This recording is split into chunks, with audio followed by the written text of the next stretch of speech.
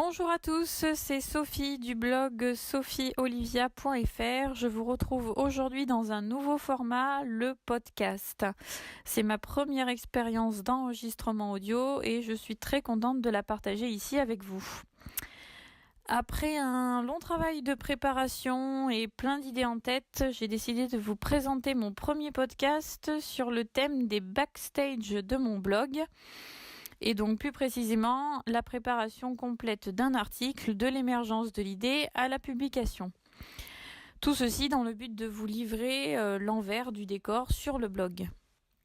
Alors tout d'abord, la gestion globale du blog, elle est quotidienne bien sûr, avec la consultation des statistiques, très souvent le matin ou un peu plus tard le soir.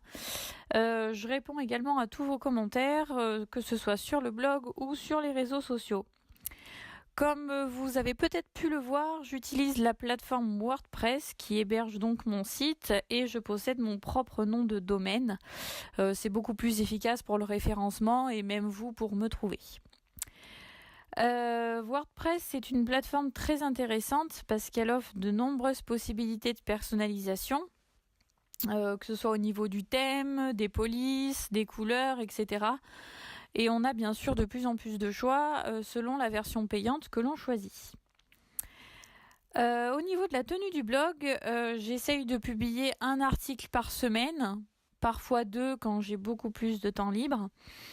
Étant donné que je suis étudiante à la fac et que j'ai un job étudiant, c'est pas toujours facile de tout concilier, mais je trouve toujours un moment pour concocter un article et ça me fait du bien, ça me vide la tête également. Donc justement, comment se passe la préparation d'un article ? Alors tout d'abord, il faut avoir l'idée du thème ou du sujet de l'article. C'est primordial bien sûr avant de l'écrire. Donc pour ça, j'établis un planning plusieurs semaines à l'avance avec le sujet bien défini et l'angle que je vais prendre donc pour écrire cet article. C'est important de savoir si on prend un angle plutôt extérieur ou si on est beaucoup plus près du sujet. C'est important pour le lectorat.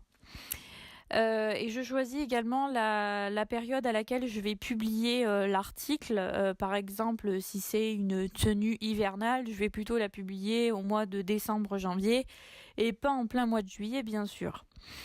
Donc toute cette planification, c'est dans le but d'avoir une cohérence des articles et ça permet de diversifier les sujets. Donc pareil, pour ne pas avoir des articles qui ne sont pas publiés au bon moment de l'année ou pour pas avoir des articles d'un même thème 4 dans le mois, ce serait pas du tout intéressant ni pour vous ni pour moi. Ensuite, au moment de l'écrire, je sélectionne un titre pertinent. Pour retenir l'attention bien sûr, mais aussi pour bien référencer l'article dans les moteurs de recherche. J'écris ensuite le chapeau, donc c'est la petite phrase introductive de l'article, toujours en gras, déjà pour bien signaler que c'est l'introduction et pour le référencement également. Donc il faut ensuite écrire le corps de l'article. Donc là, j'ai pas vraiment de préparation, ça coule un peu du clavier, pas du stylo bien sûr, mais du clavier. J'ai une écriture assez naturelle, les phrases me viennent assez spontanément, surtout que j'ai bien choisi le sujet auparavant, donc après le corps de l'article vient tout seul. Mon souci principal, c'est bien sûr de toujours vous intéresser, toujours vous apprendre quelque chose. C'est pourquoi dans l'article, vous retrouverez souvent une présentation détaillée des entreprises qui commercialisent le produit que je présente. Ou alors un bref rappel historique des endroits que je visite. Par exemple, pour la visite à Marseille au mois de décembre, vous avez pu le voir, j'ai présenté un petit peu la ville, les différents endroits, etc. C'est toujours plus intéressant pour vous. Et ensuite, je me relis, bien sûr, c'est très important, comme quand on rend une copie d'examen ou n'importe quel travail, il faut toujours se relire, il y a toujours une petite faute d'orthographe qui peut s'insérer, une faute de syntaxe, etc. Donc c'est important, je m'y reprends en plusieurs fois, souvent deux fois c'est sûr, souvent 3 à 4 fois sur chaque article et bien sûr sur plusieurs jours. Et ensuite, il faut passer aux photos. Pour moi, c'est très important de les soigner, ces photos. Il en va de l'image et de l'esthétique du blog, bien sûr. J'essaye de toujours respecter ma charte graphique, donc des couleurs assez pastel, de sorte à avoir un rendu assez doux et moderne. Et j'essaye aussi que les photos soient en rapport avec ma ligne éditoriale, hein. C'est aussi très important d'avoir une cohérence. Pour les photos, j'essaye de faire des petites mises en scène, voilà, avec des fonds assez sympas, toujours des couleurs pastel. Alors souvent, pour le coup, les coulisses photos, c'est ma chambre, alors que ce soit les tapis, des petites couvertures en fourrure, pour un style assez cocooning. Voilà, j'essaye toujours de représenter et d'illustrer au mieux l'article à l'aide des photos. Alors, vous avez sûrement pu le voir sur le blog, depuis le mois de mai dernier, j'ai eu en cadeau d'anniversaire un appareil photo numérique qui améliore clairement la qualité des photos du blog et qui m'a permis de réaliser déjà 2 vlogs qui sont publiés. Le premier sur Marseille et le deuxième que j'ai fait sur comment faire son sapin de Noël. Alors, je prends beaucoup de plaisir à faire toutes ces photos, les vidéos, j'adore ça. Pour ensuite les retravailler, faire des montages quand il s'agit de vidéos, sélectionner les morceaux ou les photos les plus pertinents, c'est vraiment super intéressant.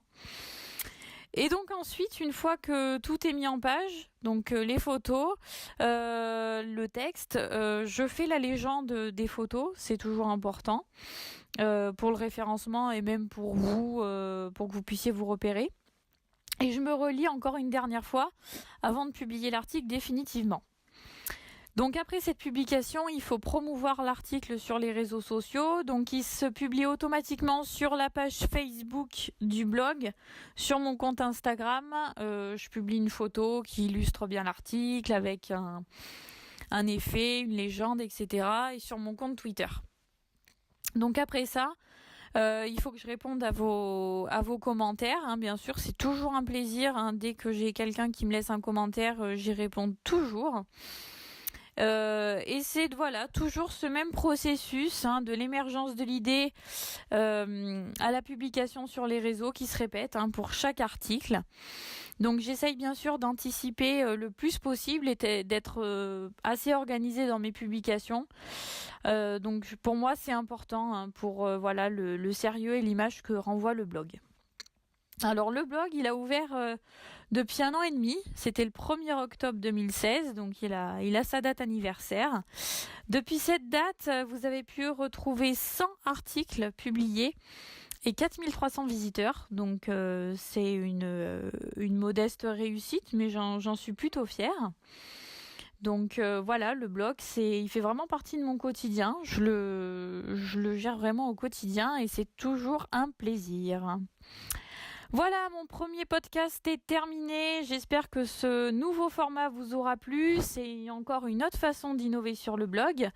Et j'espère pouvoir renouveler l'expérience très vite sur un autre sujet. J'ai pas mal d'idées en tête, donc j'attends bien sûr vos retours. Que ce soit sur ma chaîne YouTube Sophie Olivia, mon compte Instagram sophieolivia.fr, mon compte Twitter sophieolivia.fr et ma page Facebook Sophie Olivia. Voilà, je vous embrasse et à très vite.